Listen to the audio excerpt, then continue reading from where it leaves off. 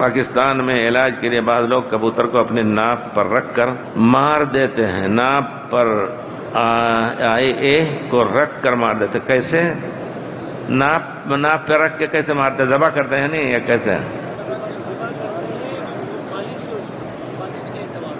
ہاں، اگر فالج کے علاج کے لیے ہے، خون تازہ ایک دم گرنے کے لیے یہ چیز ہے. آج ہی ایک آدمی کو سنا کہ وہ کسی آدمی کو فالج کی شکایت ہوئی چہرے کی، تو کہا جلدی سے یہ پان کا تازہ پتا لے کر کے خوب کوٹ کر کے اور اس کا پانی رگڑو، خوب نرم ہو جائے گا.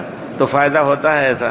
اگر واقعی یہ علاج ہے تو کوئی حرج نہیں، لیکن اگر کوئی ایسا ٹوٹکا ہے جو جنوں اور شیطانوں کو راضی کرنے کے لیے بھی کچھ ایسے کام کیے جاتے ہیں تو یہ چیز جائز نہیں ہوگی. علاج خون کا ہاں یہ سنا ہے، اگر وہ جائز ہے اس کا ذبح کرنا جائز ہے. انشاءاللہ آپ ذبح کر کے اور اس کا گوشت کھائیں اور اس خون سے اگر استفادہ، اور ہم کہہ رہے ہیں حکیم لوگ جو ان کے تجربہ کار ہیں، تو انشاءاللہ کوئی حرج نہیں ہے.